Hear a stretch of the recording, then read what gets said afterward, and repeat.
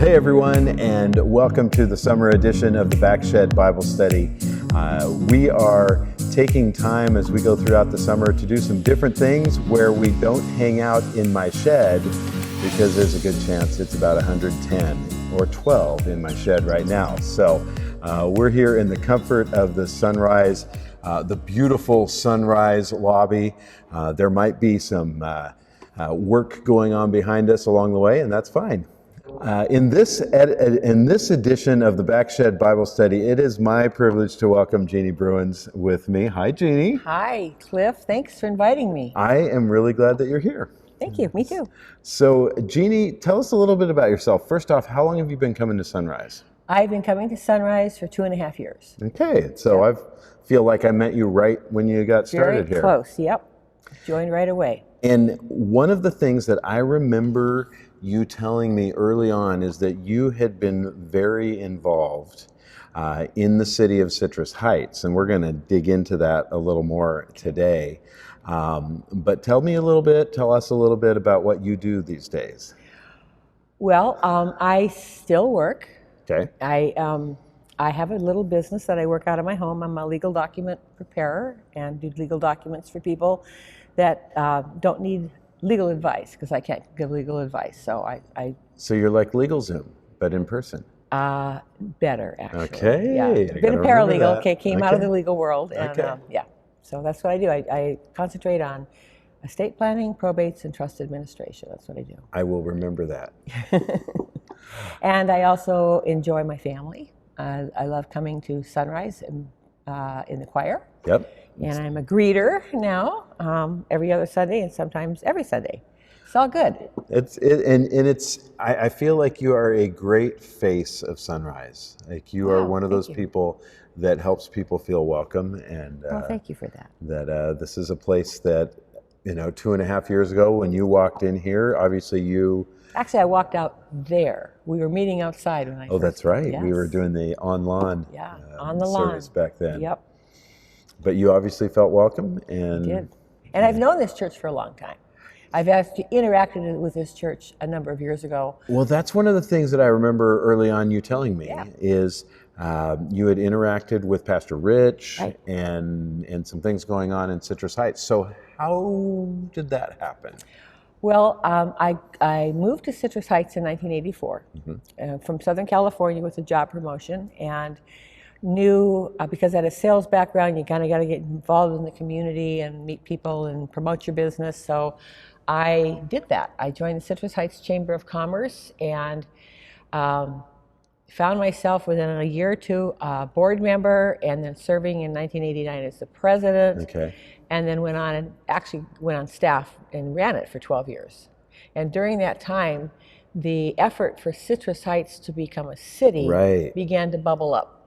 Because Citrus Heights didn't become a city until the 90s. 1997 was our January 1, yes. Okay, so that's really fascinating, because I feel like today you're going to walk us a little bit through some of what happened for Citrus Heights to become a city, but also like the Chamber of Commerce was kind of your avenue into local community involvement. It was, and it was all that Citrus Heights had at that time as far as an organized group of people. Mm-hmm. There was no local government because we were governed by the County Board of Supervisors, as are the other unincorporated areas around us. Like Fair Oaks and Orangevale. Exactly, exactly, yeah. Yep. So So the effort to become a city had been tried a number of times over the decades, but the effort that eventually brought us to cityhood started in 1984-ish, right around the time I hit Citrus Heights. Okay. I bought a house there. I still live there. It's been wonderful, and it's especially wonderful because I'm like 7 minutes from church. So I have no excuse to be late, but I'm always late. So, So I kind of got swept up in this effort because it was the business community that drove the effort towards cityhood, because we wanted something better. Right. So what we wanted better was better law enforcement. We wanted control over our own land, because we were being overdeveloped without much planning, and we wanted control over our revenue. because the money generated in Citrus Heights was not coming back to Citrus Heights. It was getting spread elsewhere, and we were hurting as a community, lacking in services, targeted by crime, things like that. Right. So this is where we're going today. And so if you're wondering now, Cliff, what on earth are you like? Why are you all talking about this? The reason being, I think that I really strongly believe that God has placed Sunrise as a church at this really neat spot. I mean, talk about we are geographically connected to Citrus Heights, Orangevale, and Fair Oaks, and I mean almost connected to Citrus Heights. Well, you're right there. We're right there, right there, really close. As I'm looking out the window, I can see trees in Citrus Heights from here. And so it's in those three communities. I mean, there's over 100,000 people. Oh, easily. I mean, there's 90,000 in Citrus Heights alone. In Citrus Heights. So let's go at 200,000. There you go. We'll throw some numbers out there. And one of the reasons I wanted to have you on here, and I wanted our audience to meet you, is I feel like you are such a good example of someone who has caught a vision for being involved in the community, but not only being involved, but being involved for the cause of Christ. Yeah. And that Christ really is your foundation in your life, and that you are striving to walk in Him every day as you do a lot of different things. And that's my goal. So that's a lot of this. I think it's great to have a church that's planted right here in the midst of this community, but we need to be out in the community. And I love our slogan, where the gospel meets culture. Right. I love that, because that's really what it's all about. Okay, so let's walk through. Okay. Let's dig a little deeper into Citrus Heights. Okay. Because you went from being a member of the Chamber of Commerce to being the president of the Chamber of Commerce, to then the Citrus Heights, helping the city get started, eventually on the city council. As members of the city council, I don't know if you know how this works, but they kind of have rotating mayors, I believe. What happens is that every December, so the voters vote for the city council. Yeah. They don't vote for the mayor. We're called a city council, city manager form of government. And so every December, the city council votes and selects one of us to be mayor for the following year. So you serve a one-year term as mayor, and then you step down, and the next person that gets voted in follows you in. Yeah.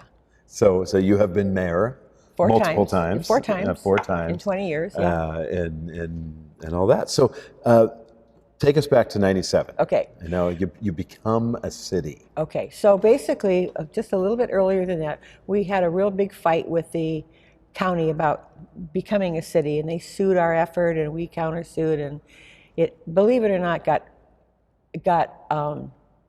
all the way up to the U.S. Supreme Court. Of course, in an effort to stop us, and they ruled this is a state issue, and we won on the state level, so they didn't hear the case, and we were able to go forward. That took 12 years. Wow. So that went from 84 to 96. Okay. And we're grassroots. We don't have any money. We're doing garage sales and bake sales and, begging for money. And so here we are at the end of this 12 years. And suddenly we have the opportunity to run a campaign and become a city. By this time, I'm the executive director of the Chamber of Commerce. And along with a local businessman, Bill Van Duker, who owns All Star Printing, as a plug for Bill in Citrus Heights, we ended up co-chairing the campaign for Yes on Measure R, which was the measure to put it on the ballot to put Citrus Heights on the map. Oh, okay. That's how that happened. And I never looked for this in my life. And isn't it funny that God puts us in places that we just generally wouldn't see ourselves? Because when you moved up here, like, hey, I'm going to be part of starting a city. Never, right? never even done.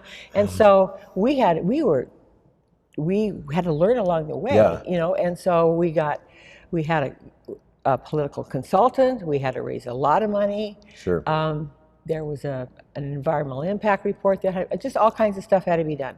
So we make it to the ballot, and that whole effort is another story, and a book's been written about it. Okay. So I'll share that book with you. Okay. We'll put that in the show notes. Yeah, show notes. The making of Citrus Heights. Anyway, so we made it to the November ballot in 1996, and we had an overwhelming success in that ballot by over 62% of the voters said, yes, we want something. We don't know what it's going to be, but it's got to be better than what we've got. Right. We became a city and hit the ground running on January 1st, 1997. Okay, so I just went back to my job of running the chamber, and of course we're very closely tied with the city, and we were actually, as a chamber, we were physically located for a period of time on city property, and then the first re-election. So we had to have 3 council members serve two-year terms, and 2 council members serve 4-year terms to get the rotation started. To get the rotation working. Okay. So I always wonder how you start. Yeah, that's how that happened. So 2 years into it, we had an election. I was asked to run, and I said no. Conflict of interest. I run the Chamber of Commerce. We could take positions against what the city would rule, and that went away. Was asked again in 2000, and I said no, and that went away. And then in 2002, one of our original council members, Tim Rainey, moved out of Citrus Heights about 8 months before his term was up, and obviously had to give up his seat because you have to be a citizen. So I was asked to run, and I said same argument, and it kind of didn't fly.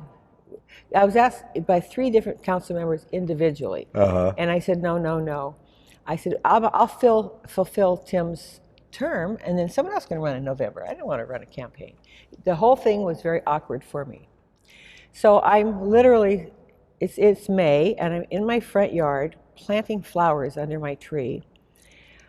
Not a thought in the world, very happy with my decision, and it's one of the rare times in my life where God spoke to me directly. Wow. And he's 3 words: you will run. And my heart started to pound, and I got kind of sweaty, and terrified. Right. And this was not my vision. Yeah. God didn't say you will win. He just said you will run. I'm like, am I running away? I know. That's what I want to do. I know. And so I knew without a doubt that if I said no to that I would be in direct disobedience to God. So I had to quell my fears. I put together a campaign, and so many people were just wonderful helping me. My friend Joanne, who goes to church with me here, she was there with me from the start on that. That's what actually brought her to Citrus Heights. She lived way far away. Oh, this is good. And I knew I did everything I could to win. I had a hit piece get mailed about 2 days, hit the mail 2 days before the election that said they should vote for this other candidate, not me, because if I won, the Chamber of Commerce would run the city, and that was never our founder's vision. Which is exactly what you were trying to avoid. Well, what happened, you think about that. I was 2 days before the election. I didn't have time to rebut it. And then I'm sitting at my kitchen counter reading that, and I thought, well, that's the most stupid thing I've ever heard of. And I just let it go. And so I thought, I've done everything I can do. It's in God's hands to either influence the voters to vote for me or not. And so I had peace knowing I would lose. I felt I would lose. And so when I was one of the top 3, in that time we were at large, we weren't districts like we are now. I knew early on in the evening that I had it. That I was going to be, came in second in that first election, about 500 votes behind number 1. So that was in 2002. Okay. And so I hit the ground running, but I honestly, I had so much to learn. And so, but what the takeaway from this, for anyone who listens to this, is that when God asks you to do something and it scares the living daylights out of you, do it anyway. Right. Because the rewards have been so great. It's been one of the most gratifying things I've done in my life. I have been blessed beyond measure. I've been able, through my efforts on the council, to bring Christian influence into the community. And the most well-known one is the Sayonara Center. Right. So how that happened was... And this is a cool story. So if you haven't been at Sunrise very long, this has some really neat connections to our church. In the end, it does. Yeah. But this is a God thing, right here. So I knew a young woman named Rochelle who ran a neighborhood center down in Sac County off of Watt Avenue. She used to live with me, so we hadn't seen each other in a long time. So she came up and had lunch with me one Saturday right after I got elected, and told me about that they had a vision for Sayonara. Mm-hmm. And in those days, we were, still a pretty new city, and crime was still pretty high on Sayonara. It got 30 times the calls for service as the entire rest of the city. Amazing. There was drugs, there was killings, there was poverty. It was just that perfect, storm. So when we first contracted with the sheriff's department for law enforcement, and they would send no less than 2 cars on any call because it was dangerous. So she said, well, I want to see Sayonara. I said, well, okay, Saturday afternoon, it's broad daylight, let's drive down Sayonara. And so she said, we have to be here. We being Youth for Christ. Okay. And so she says, and we got a woman who has already committed to running it. Her name is Gladys Standard. Gladys Standard. There you go. Who is a longtime member of this church. Yep. So Gladys and I go way back. And Gladys is a woman my age, and she has no children of her own. And she used to tell me, I always prayed that God would give me 10 children. I've always wanted 10 children. And He got a lot more than that. He gave me 100 children. So Gladys has since retired, and now Julie Habib runs the center very well. And Julie is what we would call a daughter of Sunrise, and has been very connected to our church over the years. So how it happened was I met with Gary Fox, who was running Youth for Christ at the time, and with Rochelle. And they told me their vision. I said, I need a white paper, something I can bring to the council, because I can't make this decision. Right. And so that year, so they did, and they were asking for funding from the city to get this up and running. And so the mayor that year was James Shelby, and then I and a bunch of our city manager and staff people went and visited the other one, and Rochelle had the people from the county that had serviced her. So bottom line is we brought this to the council, and I believe we funded them with $90,000 that year. And they rented one of these downstairs fourplexes. These are 2-bedroom, 1-bathroom apartments on Sayonara, and within a matter of, and the kids came from everywhere. I had no idea there were so many children on Sayonara. And Gladys and her friends just went knocking on every door, fearless, because they knew God was in this. Of course they did. And so before long, they outgrew it, so they moved to one where they could knock out the walls between 2, and then it grew again. And so the city, in the meantime, had bought up a lot of these condemned fourplexes and torn them down, and we had this land, and we had community development block grant money, which we get every year from the feds. That you have to use in the community, allocated for something else. But our city manager, Henry Tingle, was a visionary, and he said, let's build them a community center. So we took that money, we built the community center that exists today, and across the street, the little park. And we lease it to Youth for Christ for $1 a year. And they run this after-school program. And they do all kinds of other ministries, and they, we continue to fund them. They have not to that level, but they have built up their support. But they apply every year, and they have proven what a resource that this has been for our community. And some of these kids that started, back almost 20 years ago, are now out of college. They've taken the Jesus is giving you're tired and you're poor. Took these tired, poor children and gave them a life. And so as I sat back and have watched this happen, I thought, Lord, I did not know why you wanted me to run. I'm sure there was some personal growth in there. It's faith building stuff, but if all I ever accomplished was to help get this started, it was enough. It was enough. Well, And when I look at the impact of Sayonara, I mean, if you don't know about it, Sayonara, we've had a neat partnership over the years where we've had people go over there and help and do some of the building projects and things like that. But one of the even greater privileges has been a lot of our programs have involved our young people, where they'd come over here on a Wednesday night and be involved in our kids clubs and then, I mean, I remember my son playing upward basketball, and there are 3 or 4 kids from Sayonara that are on his basketball team that are also over here at clubs on Wednesday night, and it's just like connecting them into a very, giving them opportunities to do real world things that kids get to do, and it's so cool. And by the way, if you do support Sunrise, there is a small portion of your support that goes to Sayonara and the ministry that Julie Habib has over there. And I will say, except for the money that the city provides, and they have to apply for this every year, it's not a given. Yeah. Everything else, all other contributions are private from churches and individuals. So it's they do so much with so little. It's amazing. And that's all through Youth for Christ. Yeah, all through you. So it's the official name is the Citrus Heights Children and Youth Center, but it'll never be called that. It's the Sayonara Center. Sayonara Center. Yeah. So that's just one. That's and just a lot of what we do on the city council doesn't make headlines. Right.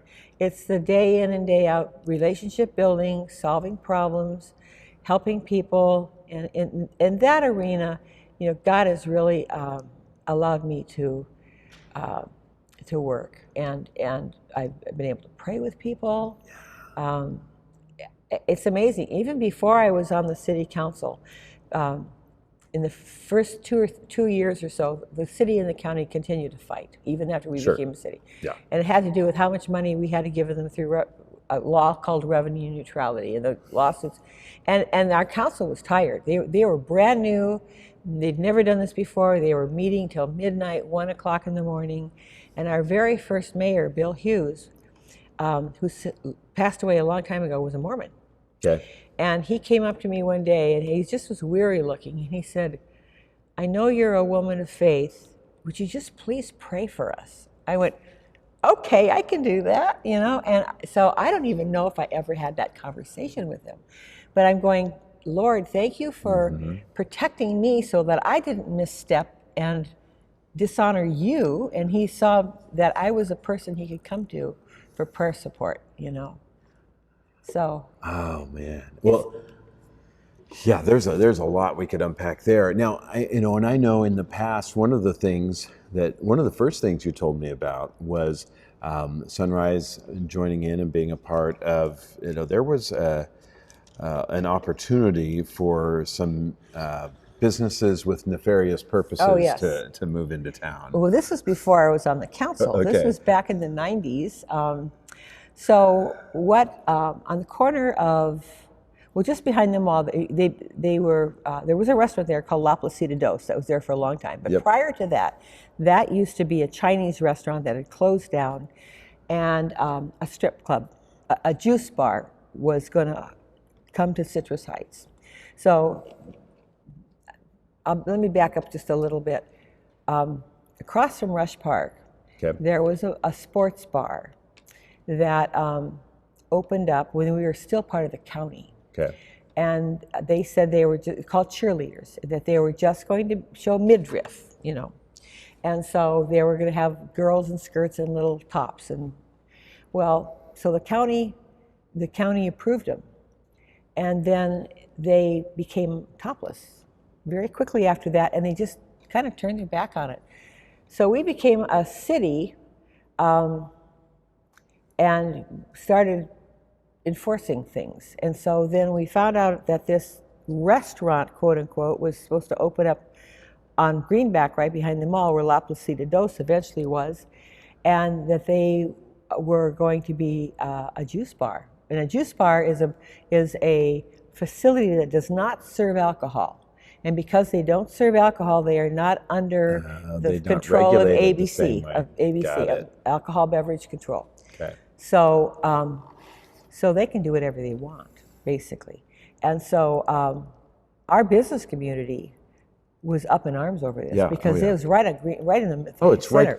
just right down the street here. So people started coming to city council, and again, I wasn't on the council yet. They started coming to city council and asking the council, do something. Well, there's only so much a city can do, Right. but there's a lot that the citizens can do. So the Chamber of Commerce became kind of the focal point of this, and we formed a group we formed an effort to. So once the city found out, they red tagged the job because they didn't have the proper permits for basically being a nude bar, is what a juice bar is. So they stopped the project, and we organized and started to get things rolling. And so a lot of people, I mean, a lot of non-Christians. A man I've known all my years said, I'm getting ahead of myself. Anyway, so we formed this effort to picket. I've never picketed. Right? I've never protested anything in my life publicly. And so we decided that we were going to picket cheerleaders because they were already open. Okay. And this other thing was just a construction site that wasn't doing anything. So we had our own police department at the time. No, we didn't. We didn't have it was sheriff, but they're on contract with the city. Okay. And we told them what we were going to do. And we had some contributions to help us, like get materials for signs and things like that. And we organized and we learned the rules. There's rules to this. Okay. You can't walk on private property. You have to stay on the sidewalk, Right. and you can't block an entrance. So we couldn't block the driveway. And so we had mothers with children. We had crusty old business people. We had about 80 people or more this was in February, so it was cold. It's cold, right? So we did Friday nights and Saturday nights, starting at 4 p.m, and we had sunrise right there with us. This is the one church that really came out and said, we want to support you. I think your elder board actually voted to support us. So we had you out there with us. And all we did was walk up and down with the signs. That's all we did. We didn't engage people.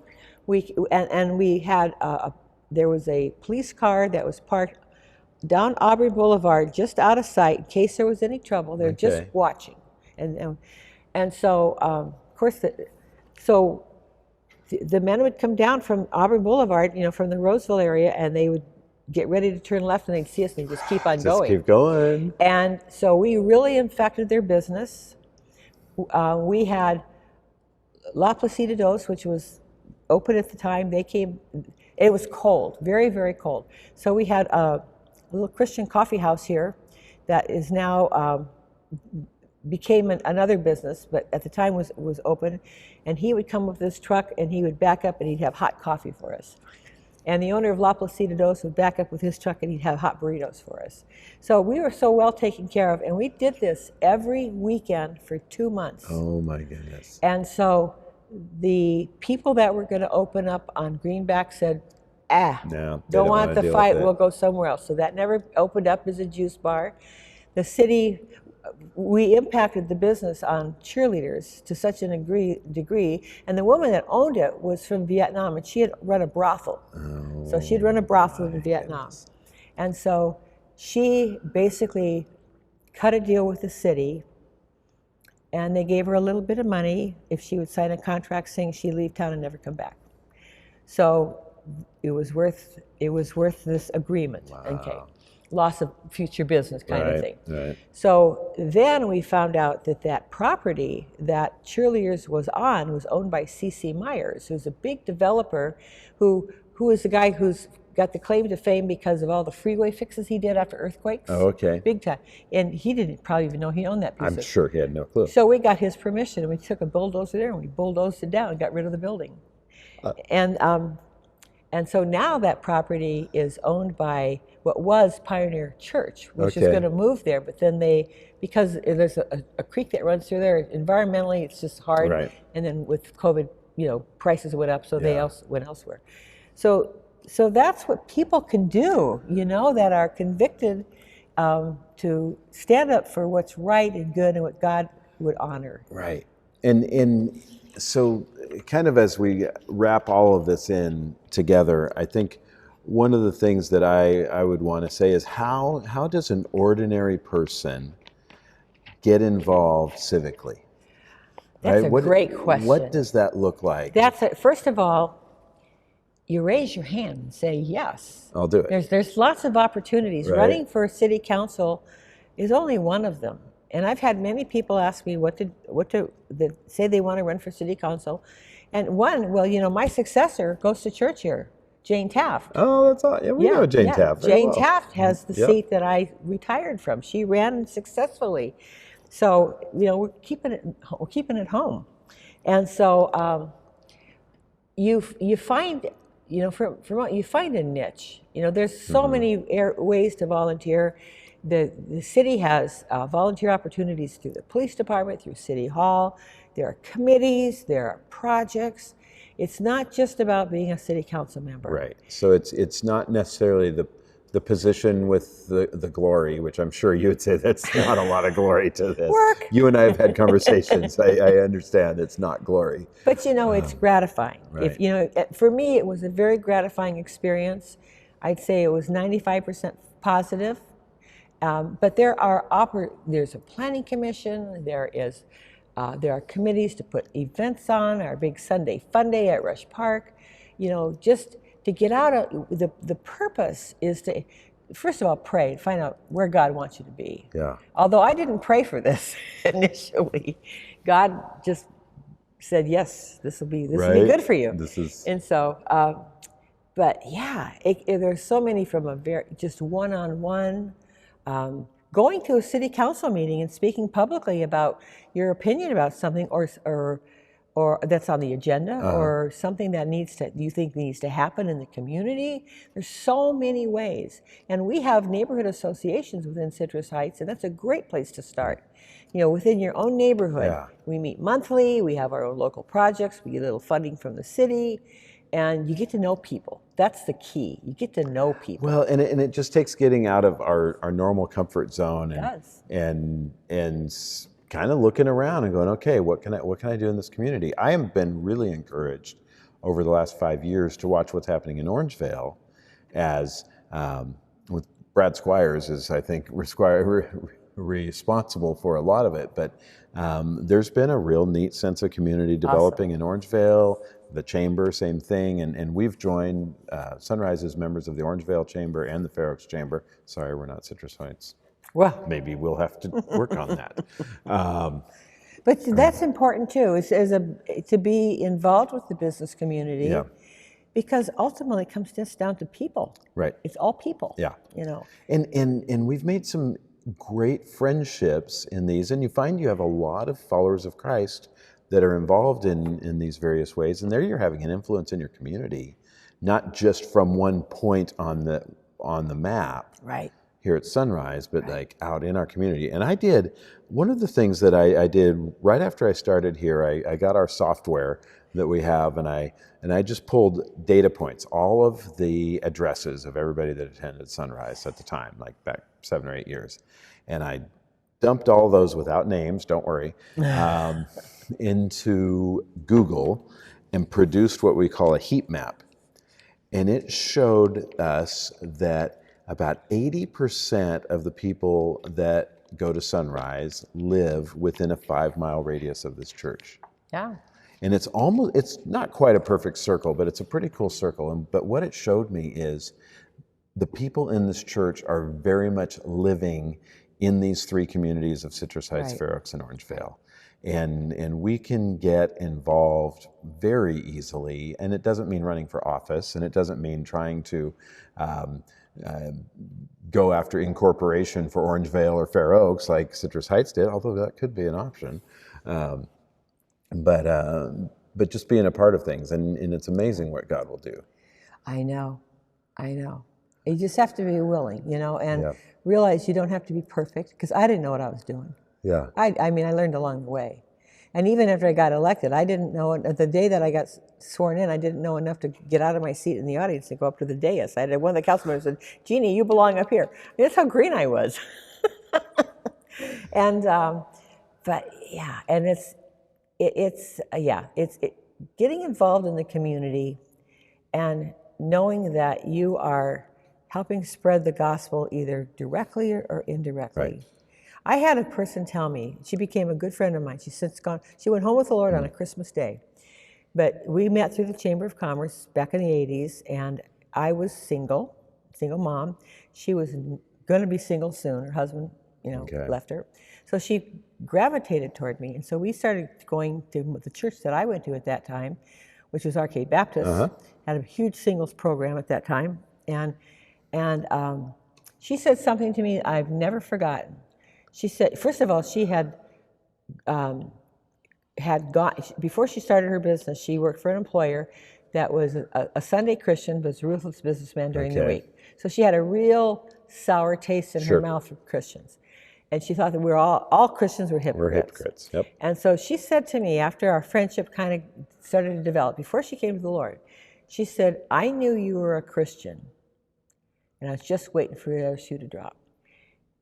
And for 3 years. And she's just watching and I'm going, cheering for you to fail. Exactly. And I got on my knees and thank God that night that oh my goodness, that He protected me from doing some stupid thing in front of her that would turn her off.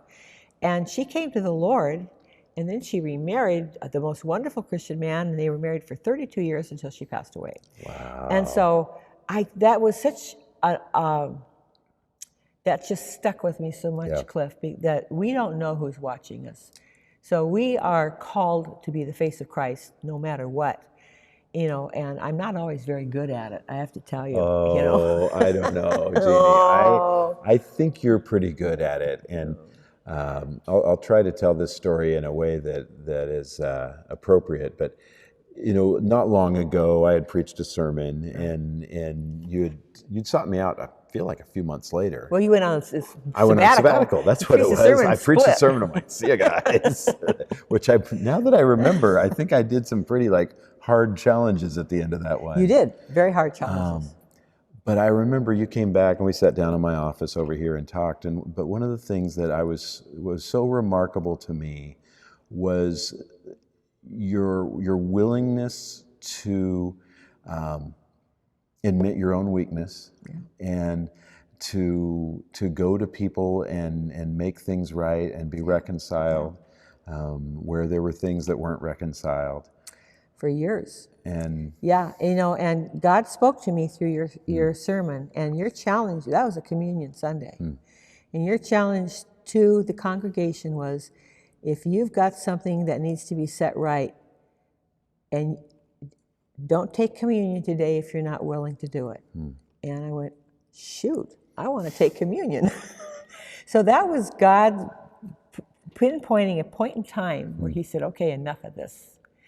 And the next day, I reached out to this person, and within a couple of days, we met and we got reconciled, and it's changed everything. Yeah, and the thing I loved, though, was that your reaching out to this person had nothing to do, you weren't after a result from that person. No, I just It was about you doing the right thing. It's about me obeying God. That was, that's what running for city council was about, and when it was time to step away, I retired in December after 20 years. It was really hard to give it up because I loved it. Yeah. But I knew it was the right thing to do. And on the other side of it now, I am affirmed the fact that it's the right thing to do. And I can still be involved in the city, and I don't have to be a governing person. Sure. So I still am involved. I have a couple little assignments that I do, raise that's my obvious. hand, but I'm also excited about this chapter in my life.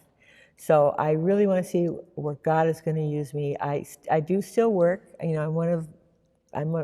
the only friend all my friends are retired, but I still work. But it also affords me the ability to do different things. And I'm excited. I'm going to sign up for Israel. I'm very excited about that. You are going to love it. I know I am. And so I've done some missions work over the years. I've spent a couple of weeks in India, and I'd love to be able to do that kind of stuff. And so I need to relax, step back a little bit from some of my obligations, and make space for that. Sure. Make space for that. Okay. Thank you for being faithful. And even just thank you for showing a great example of someone that's never going to stop growing. Well, thank you. I think the older we get, sometimes we're like, okay, I've finally arrived. I used to think that when I was young. When I'm in my 40s, it'll all be over. You know? Thank you, Cliff, for inviting me. This has been great. This has been really fun, Jeannie. And thanks for being a part of Sunrise. I love it here. Yeah. My home church. Let's pray together. Okay. I'll pray. Lord, thank you so much for just a fun time today with Jeannie, and for how you called her to run for office, and regardless of what the outcome would be. And I thank you that she did get in there, and for her years of service in this community, Lord. I pray that you would continue to bless her as she's outside of the civil service side now, and serving in new ways and different ways. And please continue to use her, and thank you for her involvement here at Sunrise. And I also pray as anyone that comes into contact with this video or audio recording today would be moved to act and to be involved in their communities, Lord. And we commit it to you in Jesus' name. Amen. Amen. This was fun. It was fun. This was a lot of fun. It was. I want to remind all of you, if you watch along on the Facebook feed, remember we also have a podcast version of this that you can find on Google Podcasts and Apple Podcasts and all of the other ones that are out there. And so you can just have it automatically download every week and listen to the Backshed. Or if you're the podcast person and want to check in, we do post this Mondays at 10 o'clock on Facebook, and you can join in on the conversation as we do these live. This summer, they're all recorded ahead of time, but when we come back in the fall, we'll be live on Monday mornings at 10 o'clock. Thanks for joining us here not in the Backshed, but in the church lobby today, and we'll look forward to seeing you next time around. Okay. Bye-bye. Bye. Thanks, Jeannie. Thanks, Cliff.